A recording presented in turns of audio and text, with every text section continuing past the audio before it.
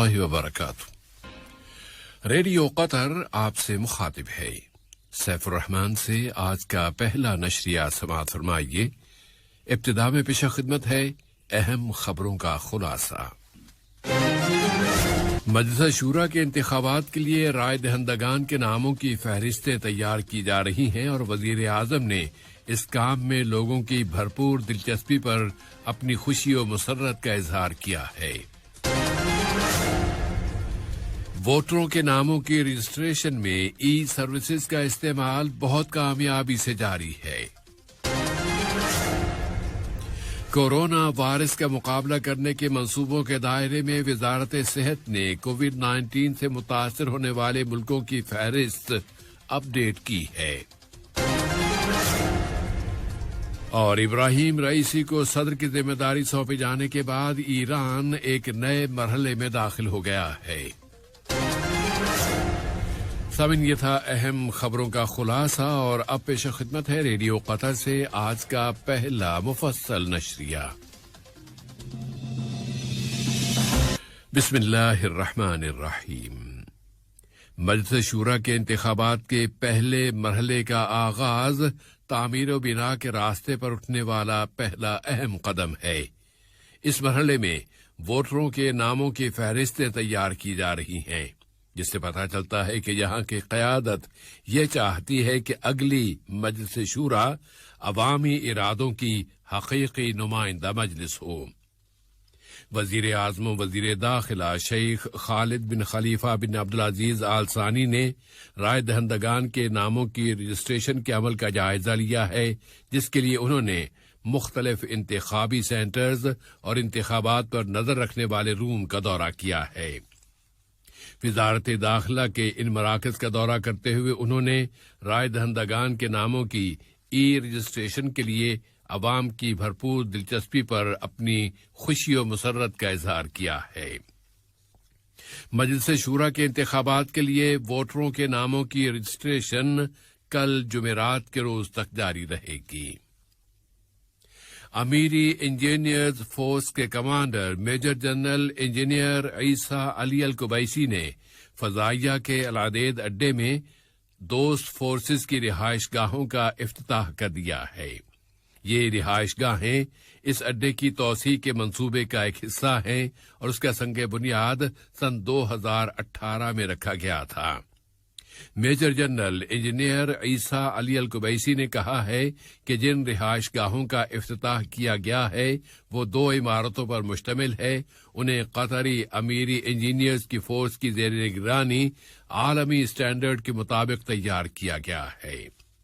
रिहाइश गाहों का इफ्तिताह करने के बाद मुनाकिद की गई एक प्रेस कॉन्फ्रेंस में खिताब करते हुए उन्होंने कतर और रियासत-ए मुत्तहिदा अमरीका के दरमियान ताल्लुकात की मजबूती और ताकत का जिक्र किया है। उधर मुल्क में अमरीकी सिफारत खाने के नाज़िमुल उमूर जनाब जॉन डिरोशर ने कहा है कि कतर और रियासत-ए मुत्तहिदा अमरीका के दरमियान वसीतर इक़्तिसादी ताल्लुकात और सिक्योरिटी के बहुत मजबूत ताल्लुकात कायम हैं। इस अखबारी कॉन्फ्रेंस में उन्होंने नायब वजीर आज़म वजीर ममलकत बराए उमूर दिफा डॉक्टर खालिद बिन मोहम्मद अतिया का शुक्रिया अदा किया, जिन्होंने सन 2018 में फजाइया के अलादेद अड्डे की तौसीक़ के मंसूबे का संगे बुनियाद रखा था। कतर ने अफगानिस्तान की वजारत खारजा के ज़ेर इंतजाम अफगानिस्तान के अमन के अमल पर मुत्तफ़ाक़ राय को फ़रोग़ देने के लिए बुलाए गए एक इजलास में शिरकत की है। अफगानिस्तान में कतरी सिफारत खाने के नाज़िमुल उमूर जनाब फहद अली असलैती ने वीडियो कम्युनिकेशन के जरिए होने वाले इस इजलास में कतर की नुमाइंदगी की। इजलास में अफगानिस्तान में अमन के अमल से मुताल्लिक़ इत्तिफ़ाक़ राय के फ़रोग़ और इंसानी इमदाद की फराहमी के मौज़ूआत ज़ेर बहस आए हैं। बचाव और इंसानी कतरी कोशिशों के ज़िम्न में इंटरनल सिक्योरिटी फोर्स लख्विया के ताबे तलाश और बचाव के कतर इंटरनेशनल ग्रुप ने तुर्की की रियासत अंतालिया में मुख्तलिफ मकामात पर आग लगने के वाक़यात के बाद आफतज़दा इलाकों में तलाश और बचाव के ऑपरेशन शुरू कर दिए हैं। تلاش اور بچاؤ کے اس قطر انٹرنیشنل گروپ کی قیادت لیفٹیننٹ کرنل عبداللہ عید المہندی کر رہے ہیں۔ قطر کی جانب سے فلسطینی بھائیوں کی مدد کے دائرے میں قطری ہلال احمر غزہ کی پٹی میں فلسطینی وزارت صحت کے تعاون سے اسپیشلائزڈ آپریشنز کا ایک منصوبہ نافذ کر رہی ہے۔ اس میں خصوصی آپریشنز کے لیے طبی مہارتوں کو لایا جا رہا ہے اور ان سے متعلقہ دوسری سروسز بھی فراہم کی جا رہی ہیں۔ اس منصوبے کا مقصد غزہ میں ہیلتھ سسٹم کی مدد کرنا، وہاں اعلیٰ ترین معیار کے مطابق آپریشنز کرنا اور وہاں صحت کے اداروں میں کام کرنے والے افراد اور عملوں کی صلاحیتوں میں اضافہ کرنا ہے۔ ملک میں کورونا وائرس کی تازہ ترین صورتحال کے فالو اپ میں وزارت صحت عامہ نے کووڈ-19 کی وبا کے خطرے کے لحاظ سے ملکوں کی فہرست کو اپ ڈیٹ کیا ہے، اور تازہ ترین اپ ڈیٹ کے مطابق 21 ملکوں کے نام گرین لسٹ میں رکھے گئے ہیں، جن کی اکثریت یورپی ملکوں پر مشتمل ہے، جبکہ یلو گروپ میں 33 ممالک آئے ہیں۔ ان میں خلیج کی کونسل برائے تعاون کے ممالک بھی شامل ہیں، جبکہ مصر اور اردن سمیت 153 ممالک ریڈ گروپ میں شامل کیے گئے ہیں۔ ملک میں کورونا وائرس کی صورتحال کے فالو اپ میں پتہ چلتا ہے کہ یہاں اس بیماری سے شفا پانے والوں میں مزید 134 افراد کے اضافے کے بعد اب صحت یاب افراد کی کل تعداد 2,24,129 ہو گئی ہے۔ وزارت صحت عامہ نے بتایا ہے کہ سوسائٹی میں اس وائرس کے مزید 108 نئے کیسز اور مسافروں میں مزید 62 کیسز کا اضافہ ہوا ہے۔ اور جہاں تک بات ہے ویکسینیشن کے نیشنل پروگرام کی، تو اس پروگرام کے تحت اب تک لوگوں کو اینٹی کووڈ-19 ویکسین کی 3,859,281 ڈوزز دی جا چکی ہیں۔ علاقائی اور بین الاقوامی خبروں میں سمندری سیکیورٹی کے ذریعوں نے اس خیال کا اظہار کیا ہے کہ ایک مسلح گروپ نے خلیج میں ایک آئل ٹینکر پر قبضہ کر لیا ہے۔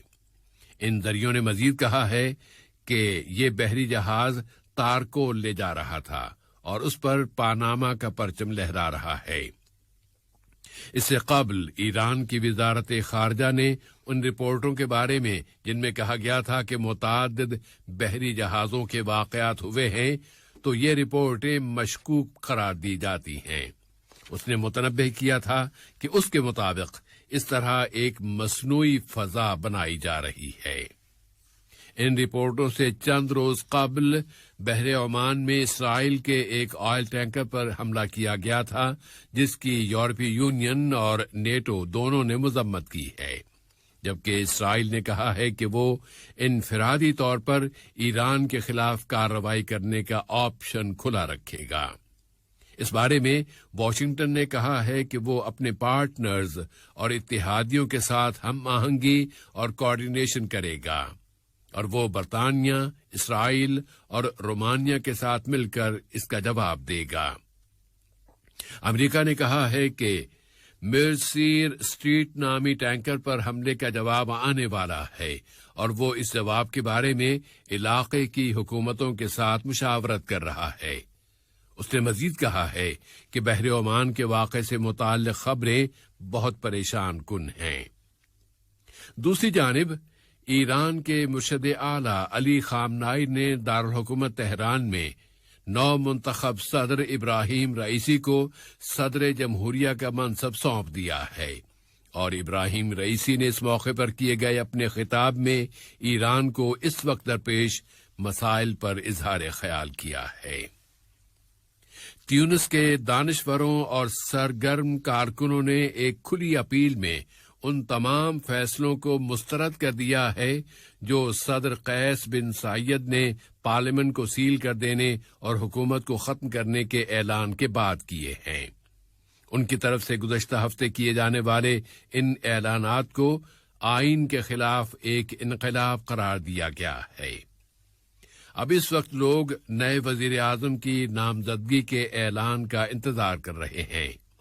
صدر نے 2 وزیروں کو معزول کر دیا ہے اور ایک مرتبہ پھر وعید سنائی ہے کہ کرپشن کرنے والوں کا محاسبہ کیا جائے گا۔ ادھر بین الاقوامی سطح پر امریکہ کی وزارت خارجہ نے تیونسی صدر سے کہا ہے کہ وہ ایک ایسا روڈ میپ تیار کریں جو تیونس کو دوبارہ جمہوری ٹریک پر واپس لے آئے۔ لبنان میں کابینہ کی تشکیل رکاوٹوں کی شکار ہے اور بیروت کی بندرگاہ پر دھماکے کی برسی بھی آ گئی ہے۔ نامزد وزیر اعظم نجیب میقاتی نے صدر میشیل عون کے ساتھ ملاقات کے بعد کہا تھا کہ وہ 4 اگست سے پہلے کابینہ تشکیل نہیں دے پائیں گے۔ واضح ہے کہ آج کے دن بیروت میں یہ دھماکہ ہوا تھا۔ ادھر فرانس آج بدھ کے روز ایک بین الاقوامی کانفرنس کے انعقاد کی تیاریاں کر رہا ہے، جس میں اقوام متحدہ بھی شریک ہوگی، اور اس کانفرنس کا مقصد لبنانی عوام کی پریشانیاں کم کرنے کے لیے کئی ملین ڈالر کی رقم جمع کرنا ہے، جبکہ لبنانی عوام ایک ایسی سیاسی اور معاشی صورتحال سے دوچار ہیں جسے ہر لحاظ سے ایک تباہ کن سانحاتی صورتحال قرار دیا گیا ہے۔ لبنان کے صدر نے عدالت سے کہا ہے کہ وہ بیروت کی بندرگاہ میں دھماکے کی تحقیقات جاری رکھے اور مقدمے چلائے تاکہ ان کے بقول حقیقت کھل کر سامنے آ جائے۔ اور آج کے اس نشرے کی آخری خبر یہ ہے کہ افغانستان میں دارالحکومت کابل کے وسط میں افغان وزیر دفاع کے گھر کے قریب کار بم کا ایک زبردست دھماکہ ہوا ہے اور اس میں 4 افراد ہلاک اور 20 دوسرے زخمی ہو گئے ہیں۔ افغان وزیر دفاع نے کہا ہے کہ صورتحال کنٹرول میں ہے۔ دریں اثنا افغان فوج نے ریاست ہیلمند کے دارالحکومت لشکر گاہ کے سول باشندوں سے کہہ دیا ہے کہ وہ شہر خالی کر کے چلے جائیں تاکہ طالبان کے جنگجوؤں پر حملہ کیا جا سکے۔